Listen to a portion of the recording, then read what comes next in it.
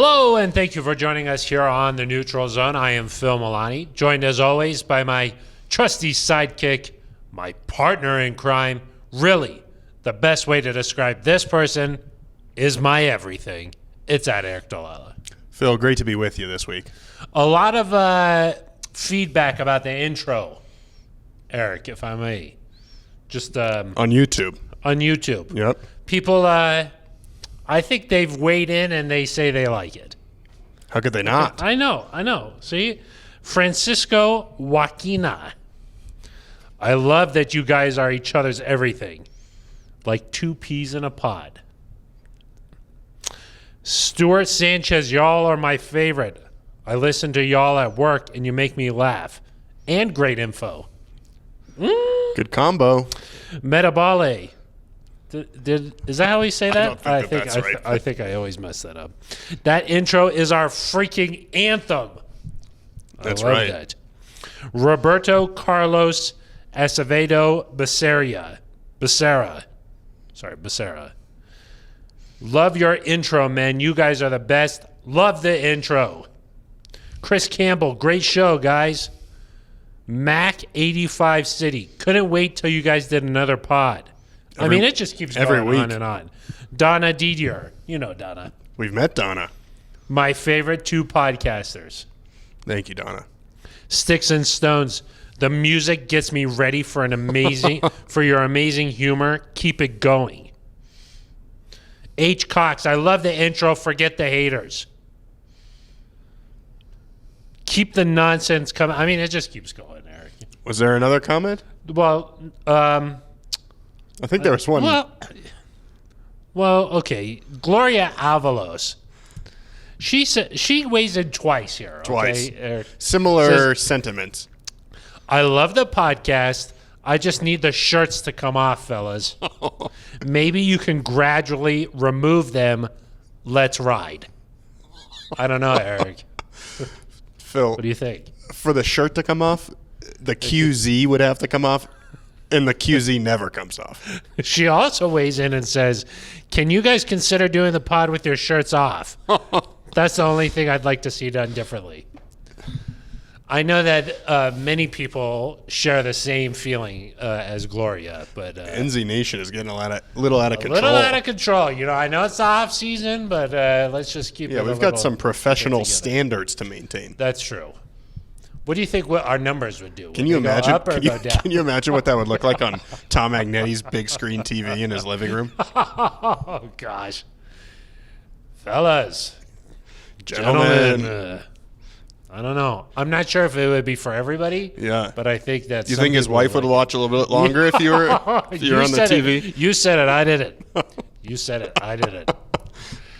Eric, this is a big episode. I must say, because we got pieces of paper. Phil. Yeah, I know.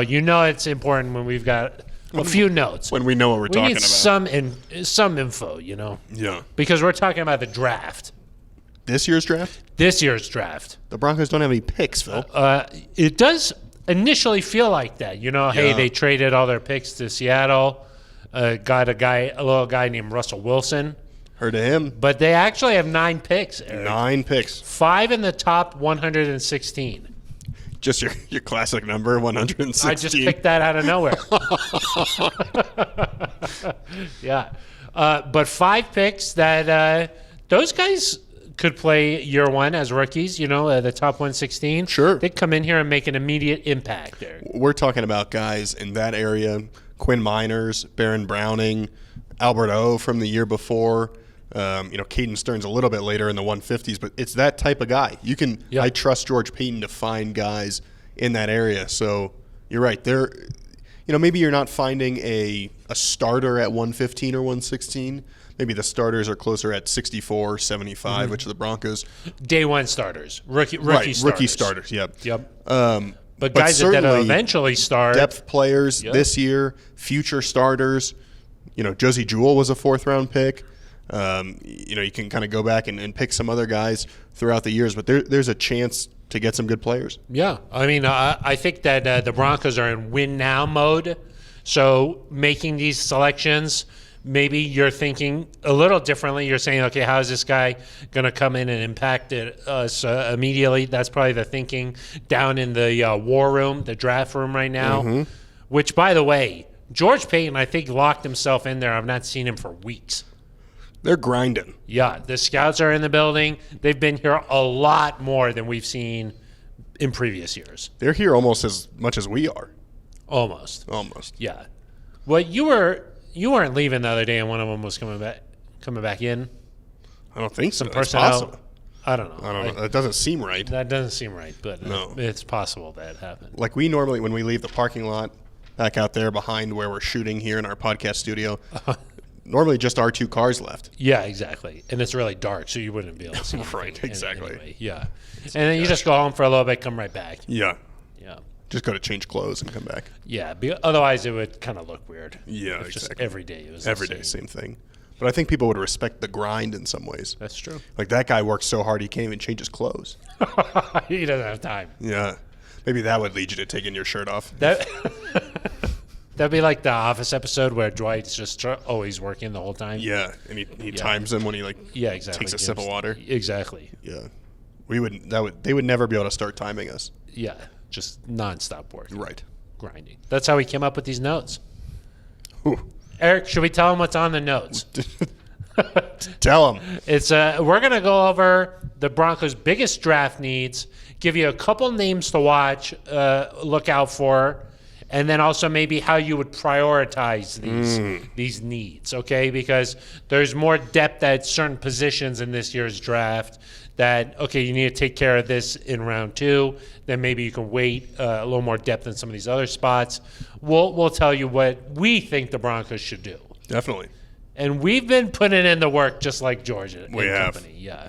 We've been reading up, watching tape, getting ready to go. Yeah, exactly. We will have the return of voicemails later on in the episode. Perfect. There was a wild one. I haven't heard these yet. There's a wild one. Coming in blind. So, we've got a usual and then a first-time wild one that I think Ben Swanson's going to allow in. Okay. So I'm excited. That'll be at the I'm end of the excited. episode. Yeah. If you're watching on YouTube, you're hoping maybe we'll take our shirt off or something like that. How would one subscribe to that? You could smash that subscribe button. You have to smash it, right? Yeah, and I think the subscribe button has a new noise. Yeah, what was it now? Didn't it upgrade? I think it was like do-do-do-do-do-do-do. I think that's what it was before. Is that it? Yeah. What is the new one? I think it was like do do do do do. Got it. I think. It changed because Yeah. the Broncos' official YouTube page Reached 100K. 100K in subscribers. So But we always change need the more. noise. Change the noise. Always need more. I think we're at 102 now. Wow. And- Exponential growth. When they sent out like a little award type of thing to get to 100. A plaque. Yeah, I think it said neutral zone somewhere on It there. did. It said thank Thank you you to to the neutral zone for your efforts. Yeah. So I It don't was nice recognition. We don't get it enough. Yeah. I mean, we don't even have a backdrop with our face on it or anything. No. Just a normal That's podcast. just for the fall. Just a standard podcast studio here is what Right. that's how I describe Right. it. Eric, but if somebody wants to leave a voicemail, maybe they hear the voicemails on today's episode, and they're like, I'd like that to be me. It could be really nice. You could go to 70. I guess you can't go there, but you dial 707 neutral. Yeah. You leave a voicemail. It's not a website. Do you get to talk to Ben Swanson if you do that? You don't have to. You don't have to. You just leave your voice message. Yeah. If it's good, we'll play it right here on the air. Yeah. If it's not good, no one will ever hear it except for Ben Swanson. It'll just go bye-bye. Yeah. Or you can leave an email, Phil. Well, I was going to say, sorry. Don't if wanna you skip a left a step. voicemail but it never airs, did you really leave a voicemail? It's something to consider. I don't know.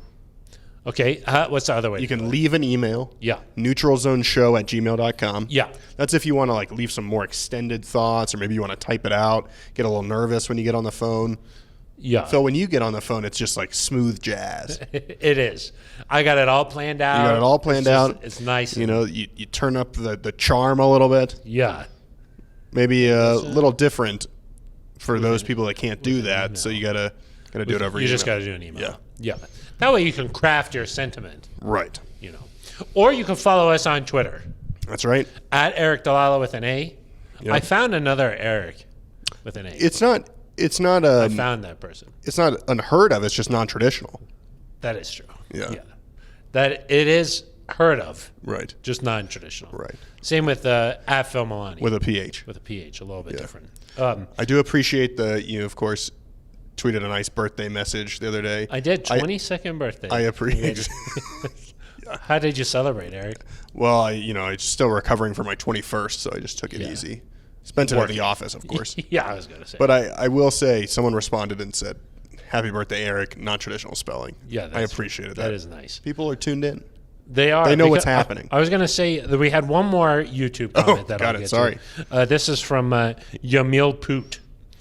Says, Phil with a P as in psychology.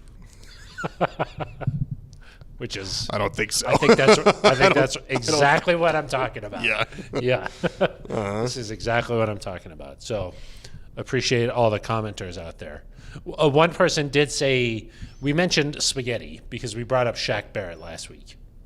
I don't even remember that. We brought up Shaq Barrett, and I mentioned that he likes to put a scoop of sugar in his. Somebody agreed with him. Oh, okay. And then a person replied and said, yeah, brown sugar. To try it? No. Oh, no, okay. No, you don't do that. Okay, sorry. You don't do that, Eric. Okay, let's dive right into this week's episode, the main content here, and that is what the Broncos' biggest draft needs are. We'll give you a couple of names to watch out for just so that, when it's the third round, it's late Friday night, and you're like, who the heck are the Broncos going to take? Maybe you'll have a couple names here where you're like, oh, yeah, I remember I was watching the neutral zone. Yeah. I remember this guy. Of course. So we'll give you a couple names, and then also how to prioritize these things. Sure. Okay? Yep. So what would you say the Broncos' biggest draft needs are here? So I see there's two right at the top, and I see those still as edge rusher and right tackle. Yeah. And so and I think cornerback is just below those, but I do think that in terms of finding a long-term right tackle, you got a lot of guys on one-year deals. Billy Turner came in, Calvin Anderson, Tom Compton. There's a lot of guys there that could play, but I think you want to find kind of that long-term solution. So, and it's got to be probably on a rookie deal, the way that the salary cap will probably develop. So that's one. And then edge rusher, just because, Randy Gregory and Bradley Chubb have not had healthy seasons here of late. So I think you're going to need another guy at some point. Chubb is entering the last year of his contract. Malik Reed obviously is back. You have Jonathan Cooper, but I think you need like that punch there. They're going to give Baron Browning a go there a little bit. Sounds like it, but I'm interested to see what happens during the draft at inside linebacker, because that's another spot, of course. Depending on what happens there, do you decide, well, we need to move Baron back inside? A little bit of a tongue twister there. Yeah, Baron Browning back inside. Yeah. That's how I warm up for the show. I just say that a million times. But let's start with edge, because it's probably like the most exciting position. There's some exciting options there. Okay. Oh, I was going to – can I add one more position? Yeah. I was going to say maybe tight end.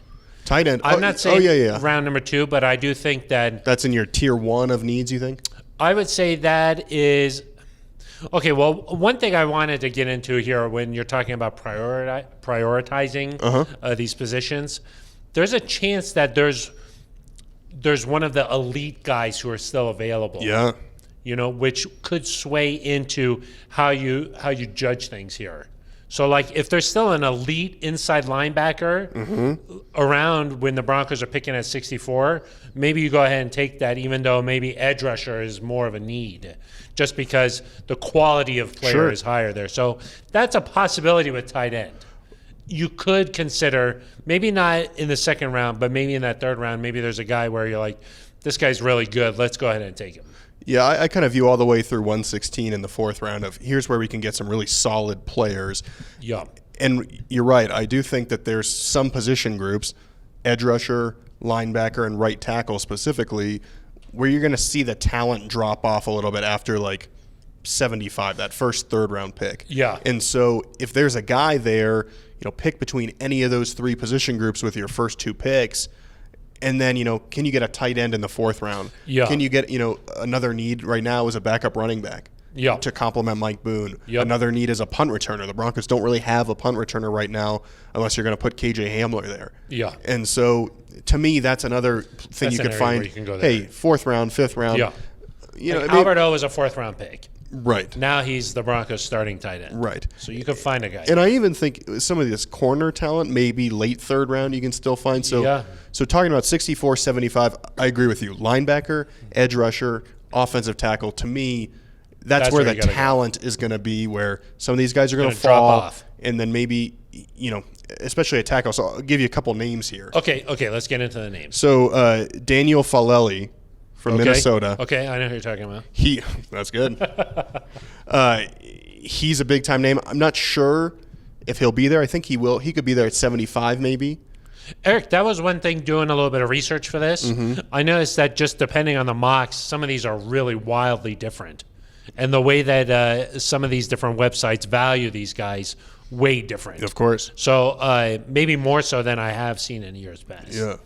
Sort of an interesting draft. It is. Yeah, it's all kind of all over the place. A guy that maybe is ranked a little bit above him, Bernhard Raimann. Yeah, the Austrian. I like that. Central Michigan, right? Yeah. Yeah, he's a guy that got him right here. Could probably come in, challenge to start day one. If he's there at 64, I think you really got to consider him. Based on kind of some of the mocks you see, he might not be there. Yeah.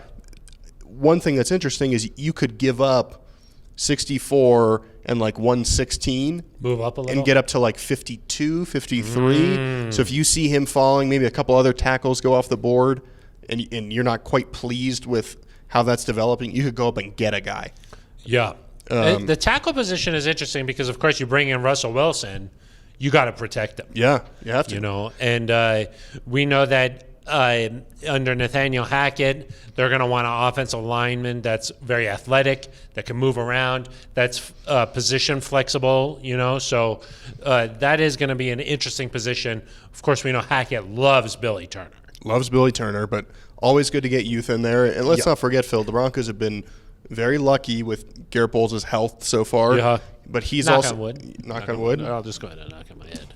Off camera here. Off camera. But he's also kind of getting into his deal a little bit, his extension that he signed. He's getting up there in years a little bit. Yeah. So those are two really important spots, left tackle and right tackle. You don't want to get stuck there. Yeah. And so having young talent. One other guy to mention from Kentucky, Darian Kennard, that I've kind of noticed. He's in like that 40 to 50 range. Might have to go up. Some people think he might be a right guard instead of a right tackle. And so, I'm not quite sure where does George Payton view him if he's a right tackle and he falls a little bit because other people think, hey, he could be a guard. He's not as valuable to us. Yeah. He could be kind of worth it there. But I would think that either Raimann or Falele from Minnesota, one of those guys, Falele maybe at 75, Raimann at 64 potentially. What about, I saw a guy, Nicolas Petit Frere. Okay. Little brother. Petit Frere. Oh. Yeah. Little Ohio French. State. Yeah. Ohio State. That could be another guy that is in that range. Definitely. So, yeah, I do think that tackle is going to be crucial, and the drop-off is pretty steep, I think, the further along you get. Definitely. How about edge rusher? Yeah. Did you want to go there? So let's start with a guy that I don't think is going to be there. Okay. But if he is there, I think you have to consider him. Okay. David Ojabo. Okay. Michigan. Michigan, of course. He was linked to the Broncos at number 9 back when the Broncos had the 9th overall pick. Of course, kind of falling. Well, he tore his Achilles, of course, during his pro day at Michigan. If he is there at 64, he's a guy that won't play all year probably. And so that to me is really interesting because you mentioned the Broncos are in win now mode. If Bradley Chubb or Randy Gregory can't play for an extended period of time, you want a guy that can come in and play and get snaps and he will not be able to sack the quarterback. He's not a guy that's going to be able to do that this year, but he's probably a top 10 talent. And so at 64, the end of the second round, it would be a really and I don't think he's going to get there. But if he is there, it's really interesting to me. This team is in win now mode. Is it still worth taking a guy that you're getting incredible value on and you just need to wait for him to be healthy? I kind of think George Payton, the way he views like winning now and keeping this team in good shape down the road, building the foundation. I would think he would seriously consider that because it gives you flexibility in terms of if you draft David Ojabo and Bradley Chubb has kind of a so-so season, you've now got someone who could step in following year. Or if Bradley Chubb goes insane and has, 17 sacks and all of a sudden he wants to get paid like the top of the market and you just can't do that, Yeah. David Ojabo can step in. So he's a guy that would not contribute this year, but is really interesting to me. If he starts falling, is he worth it? It's interesting you mentioned flexibility because it did seem, and planning for the future, because it did seem like George had sort of an idea that he might need some draft capital when he traded Von Miller. Yeah. 2 of the Broncos' first 3 picks are because of that trade to the Rams. So there is some notion that George likes to have a vision, likes to plan things out. I just think it would be tough to sell, hey, the Broncos already don't have a first-round pick, and then you spend your first pick of the entire draft on a guy who's not going to play. That might be tough to swallow. That's a guy, that's a move that you have to be confident in yourself. Yeah. George Payton has to believe in the plan, the vision. And, if you do that, maybe you take 75 and you trade back a little bit to get an extra pick. Yeah. You put yourself in a position to get somebody else. A guy more likely to be at 75 that could contribute right away is Nick Bonito from Oklahoma. As we've mentioned before, our friend George Stoya considers him the best defender on Oklahoma's defense. We question, what does that mean? People Big didn't 12, like that. But no, he could come in, I think, be a good depth guy immediately, maybe eventually turns into a starter. A little undersized, right? Yeah, I wonder, are you going to find anybody at that point in the draft that is ever going to be like a Chubb or a Gregory? And so that's where, like, if Ojabo's there, it's worth considering because he is that type of guy. And so if you can get him there, it's worth thinking about. But Nick Bonito, in terms of a right-away contributor, he makes a little more sense. Okay. You got any other names? Or No, those 2 stand out to me at edge, I think. Okay. I got a guy, Kingsley Ingvar. Yeah, of course. South Carolina. It's possible he might be, depending on how things fall. And we're projecting a lot here, obviously. Yeah, Second, third round. Who knows what's going to happen. A lot easier when, you're at 9 and you're like, okay, well, what happens? What would happen for Pat Surtain to fall here, for Justin Fields to fall here? It's harder when it's... Last year, I'm pretty sure I said Surtain to the Broncos. Yeah, you omniscient, really. Yeah, I just sort of had a vision. Ngbare might be how you say it, I think. Oh, is it Barre? Not sure. Wow. Who's to say? Guess we'll find out if the Broncos take him. But we didn't do that much research. That would be crazy. He, I think, played defensive end in like a 4-3 scheme. And so he could either be kind of a stand-up edge rusher there in the Broncos 3-4 system, or, maybe if he bulks up a little bit, maybe you could put him at defensive end because we haven't mentioned defensive line. I do kind of... Shelby Harris. I don't know who's going to start at defensive end. Yeah. Because if what is the plan, with DJ Jones? Yeah. Because if Mike Purcell is at nose and Draymond Jones is at the other spot, is DJ Jones going to be an end? Is he going to take, Mike Purcell's spot and Mike Purcell's going to play only on early downs? Is DJ Jones going to just play at end and then shift in the nickel? I'm interested to see what they do. They have to have DJ Jones on the field because of what they signed him for. Exactly. And so, but I am interested, the depth behind him. Deshaun Williams is obviously a good player, but then you've got Marquise Spencer, McTelvin Agim, not as proven of players. And so, do you need to add there? And so if you can find kind of this pass rushing defensive end a la Draymond Jones, that could kind of solve 2 issues at once. Yeah. The last name I'll mention here, and that's maybe if the Broncos want to go in the second round, is Cam Thomas from San Diego State. So that's another name. Another name to watch. If they take him, I mentioned it. Yeah, so, right. Name as many people as you can. Eric, linebacker. Yeah. I thought maybe that could be the next position we talk about here. This is interesting to me because I'm not exactly sure where the Broncos are at inside linebacker right now. Of course, they bring back Josie Jewell, but I'm not really sure how everything's going to shake out there. And there are some pretty good players that could fall to the Broncos in the second round. Yeah, obviously Alex Singleton comes in from the Eagles, leading tackler 2 years in a row. I'd say if they're going to move Baron Browning to edge, Alex Singleton probably has the inside track to start there next to Josie Jewell. Maybe Jonas Griffith. I think the Broncos like him. They brought him back as an exclusive rights free agent. Yeah. But you do probably need more depth there.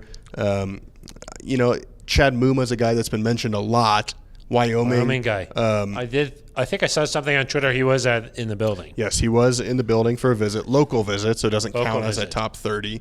A nice little local one. Yeah, exactly. I guess Wyoming's local. Yeah, it is. Laramie. Yeah. Just down the road, just past Wiggins. Just past Wiggins, you keep on going. Keep going. Laramie. Yeah.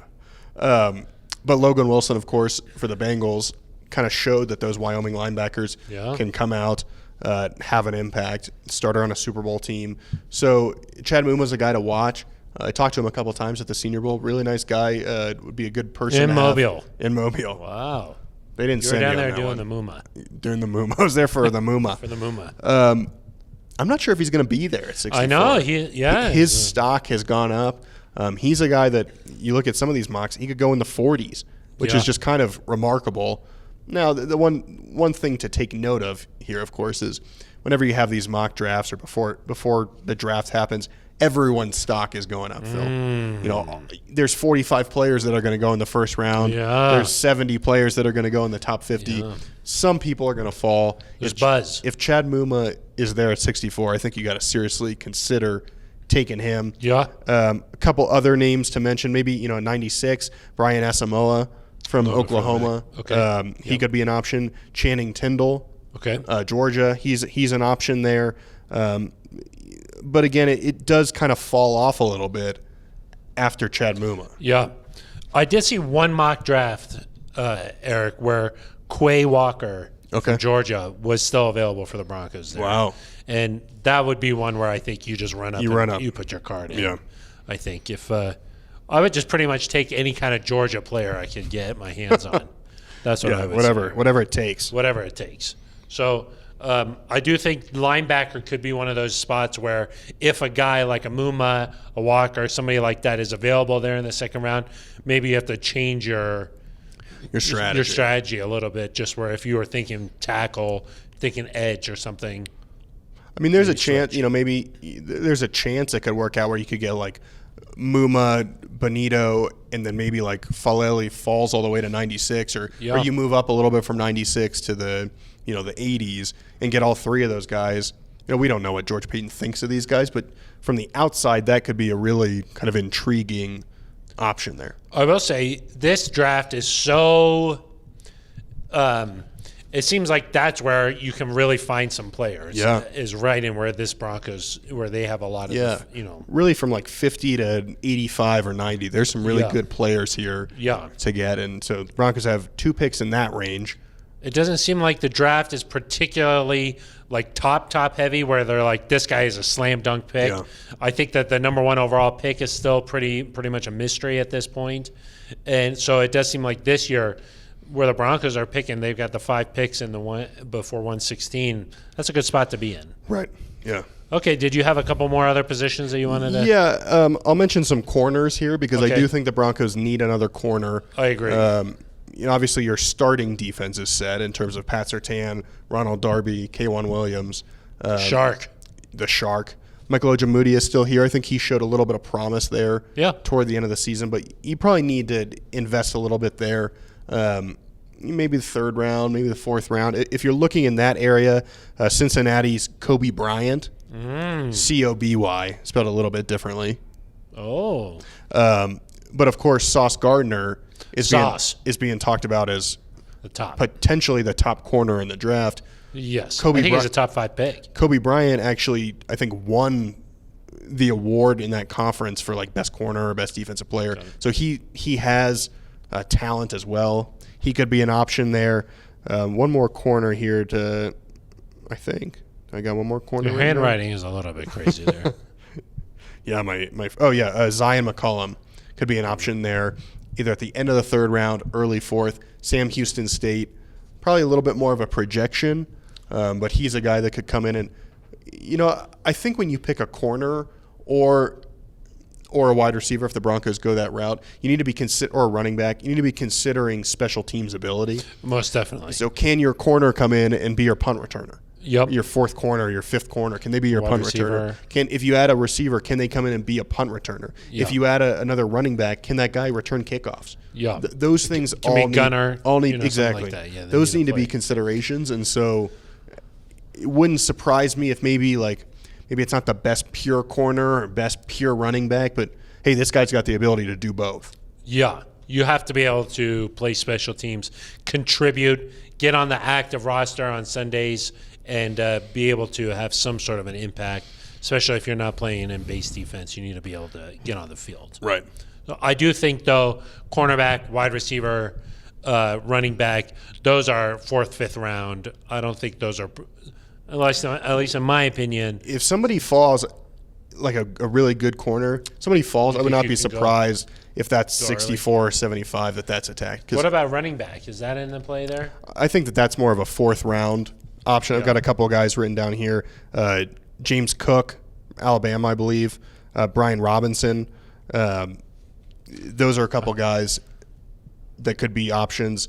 You want somebody, I don't know if you, and it depends, you could really go either way. Do you want someone built like Javonte Williams? Yeah, do you want someone who's got a little bit more explosive speed? The Boone. Things to consider. But yeah, I think 4th round, 5th round is kind of where you look for running backs. Friend of the show, Mike Kliss, reported that both Georgia running backs were on visits this week. So yeah, sorry, I think Brian Robinson went to Bama and James Cook is Georgia. Might have mixed it up there. Tight end is the last one, Phil. Yes. That we want to get into, I think. There's going to be some good options, I think, as far as the 4th round. Okay. You want to go that way? In the 2nd, early 3rd, Greg Dulcich, UCLA guy. Yeah, always a connection. Maybe that makes sense. And I'm looking really here at who has receiving ability. Yes. Because the Broncos brought in Eric Tomlinson.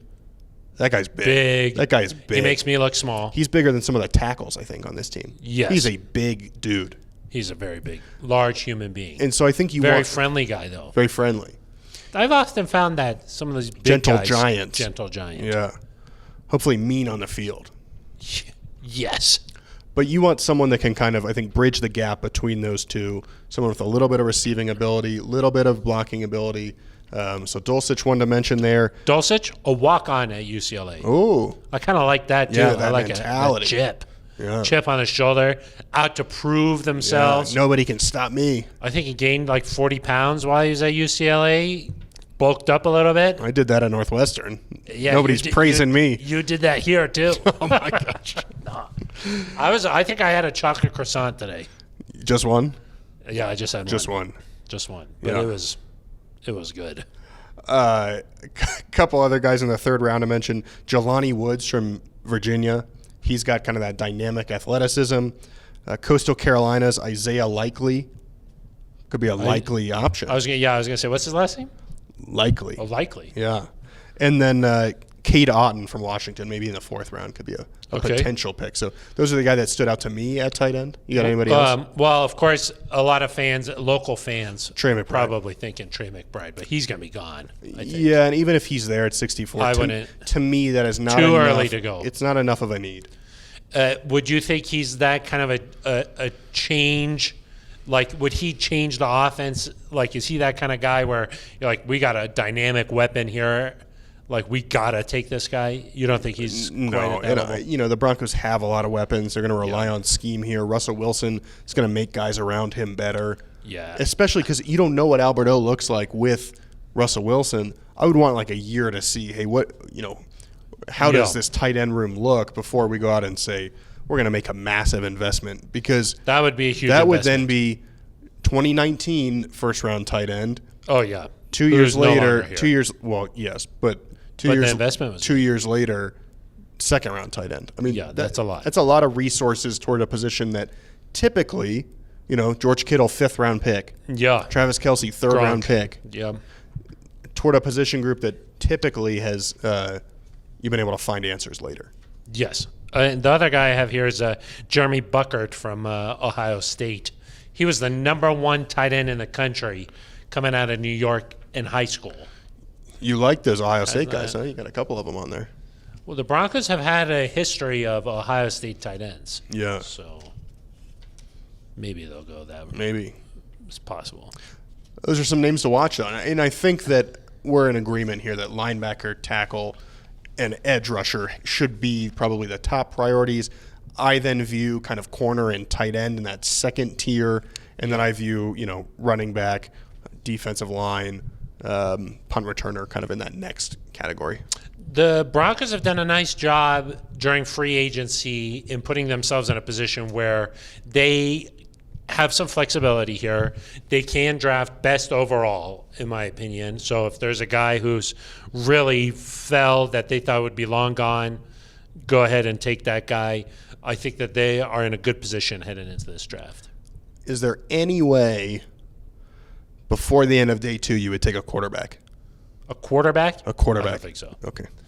I think that's off the table. That's me. I've talked to some people, media friends that think, hey, maybe Nathaniel Hackett wants to take a quarterback, develop your backup behind Russell Wilson. Because the Broncos currently have 3 on the roster. 3 quarterbacks. Yeah. Good old Rip. See, I would think maybe in the 6th or 7th round, if they don't even like us talking about quarterbacks. We're sorry. George. We're sorry. George, can we please turn the lights back on here, please? We're sorry. George? Oh, he's mad. Gosh. Eric, you carry the show. I'll go turn the. Oh, there we go. I think if you get to the 6th or 7th round and there's a developmental guy you like, I don't have an issue taking one there because Josh Johnson is not going to be your backup forever. Brett Rippon, came in. I think admirable what he's done, but does he fit what? We don't know how Nathaniel Hackett views him either. And so if you can find a guy in the 6th or 7th round that this is Nathaniel Hackett's guy, we're going to develop him to be the long-term backup.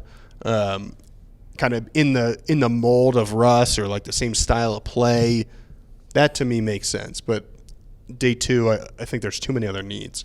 I agree. I think especially if the team is in win now mode, you want to pick 5 guys right off the bat that you think are going to be able to contribute to this team trying to win in 2022. Yeah. That's just how I think. Unless Ojabo. Then you've got a big decision to make. And I will say, you mentioned that's a hard sell. The people, we did kind of a mock draft series on the website. People responding seem to love that idea. The simulator? They seem to like the idea of Ojabo. Fired up the simulator, of Ojabo being there. They seem to be okay with that sacrifice. Because that's a big name that you're like, okay, yeah. Well, you would just be set in the next year. Yeah. So something to consider. Yeah. Anything else that you want to talk about heading into the draft? Of course, we'll have another show next week, right before. But no, I'll just say if I had to pick an ideal first 3 picks or something like that, I think I would go with Muma, Bonito, and then an offensive tackle, maybe Foley there. Yeah, I think I'm in agreement with there. Yeah, that would knock out 3 big needs, 3 players that can contribute quickly, and would free up the rest of the draft for, hey, let's go after some high upside corners, or let's go after a backup tight end. Let's go after a running back. Get those out of the way where you don't have to sit back and say, man, we didn't really solve our long-term right tackle question, or we didn't really. We still got some questions at inside linebacker. They may still leave the draft with some questions in terms of depth, and they'll have to either go out and get a CFA, or another vet that's still out there. There's still some vets that are still. Would you draft the punter floating from San Diego State? Matt Areza, I think his name is. He's the punting sensation. Yeah. And the mile high air, huh? Yeah. He could go as high as the 5th round. I don't know if George is a punt guy. I don't think so. We'll have to see. I think Sam Martin was pretty I mean, it's nothing against Sam. It just this guy has drawn some headlines from the How far can he punt it? I think he had like a 90-yard punt last year. 90 yards? Not in the air. But do you think he could punt it out of the stadium? Yeah, he could punt it over those hills. If only back in high school. Yeah. If he let him punt in the state championship game. Right. Tony Reale from Around the Horn? Uh-huh. He posted a video this week. His kid was like, Dad, punt this soccer ball into outer space. And he's like, okay. And he took it and he punted it as high as he could. And the kid was like, no, outer space, Dad. That's brutal. That is brutal, yeah. Eric, should we get to our favorite part of the show? Voicemails? Yeah. Yes! Okay, we've got one voicemail here. This guy, he's called in before, but Ben Swanson stopped him at the door. Has put up the firewall. Okay? He's not allowed him onto the show. That's rude. But if you try and you keep trying, eventually Ben will... Is this the crazy one? He'll crack a little bit. This one's a little crazy. Okay. Are you ready for Yeah, it? I'm ready. Here we go.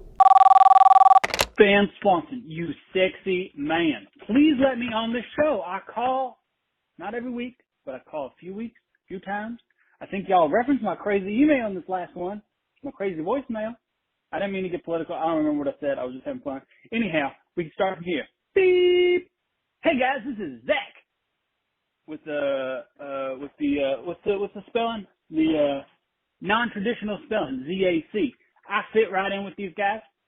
Anyhow, we are in Richmond, Virginia, and just want to give my support for the Denver Broncos this year. Ride, country, roll out, Broncos. Zach, that was tremendous. Of course that would get on. Yeah. First of all, non-traditional spelling. Yeah, That's tremendous. you got to. Yeah, we got to stick together. Wow, that was incredible. Yeah. I think he was mixing up the Let's Ride. Yeah, it's okay. I got the point. Yeah. That was good. What do you think the marketing department would think about this? Just mixing that I think up. they'd like it. Yeah, but it's getting through, huh? That's true. Yeah, and Ben Swanson. I mean, if you compliment Ben Swanson. Yeah. Although on YouTube, didn't see any comments about shirtless Ben Swanson. No. That's too much for people to handle. Zach, thank you for calling. Zach, Richmond, thanks. Virginia, shout out. Shout out to Zach. ZAC. Okay, that was a first-time caller. Okay. This one, Mr. All Reliable. Hey, fellas. It's your buddy Brandon from Iowa doing a call-in today. Been pretty busy with life last few weeks. I haven't gotten a chance to hop on here, but I just thought I'd give a few comments quick, and hopefully you guys love to hear the comments from the fans still. I thought that Cortland Sutton's comments on Russell Wilson being in the Build Out Energy was outstanding. You know, you want all the players to come in and be excited, and they always say that, but if the juice is a little different, then it just hits different, as the kids say these days. I was pumped to see the Broncos sign Josie back. Of course, being a former Hawkeye, I was excited to see him back. I know he didn't exactly have the year he wanted last year, and I know he will bounce back. He's been doing it for a while, and, you know, even with a stacked AFC West this year, you know, I have friends in all of the other three teams, and we've been having some good conversations about how it's going to unfold, and hopefully the Broncos are on top this year and win the West. I need to find me one of those shirts. If you guys know a guy, need to send out a friendly tweet, and I'm going to get one. Those are pretty cool. So, anyways, looking forward to more content. Thanks, fellas. Brandon, thank you for the call. Of course, we still take. Of course, always. That's a staple of the show. Fans make the show what it is. It is. It's a collaborative show. Yeah, we love collaboration. The juice hits different. It does hit Russ, different. I think it hits different. And you know who makes those Win the West shirts, don't you? Yeah, but I don't know if I can reveal that yet. Really? Yeah. I'll have to see. You've got a huge stack of them right on your desk. I do. The players come up to me and they get one, and they take an NZ Nation sticker, which I think you're sending those out any day, aren't you? Yeah, one of these days.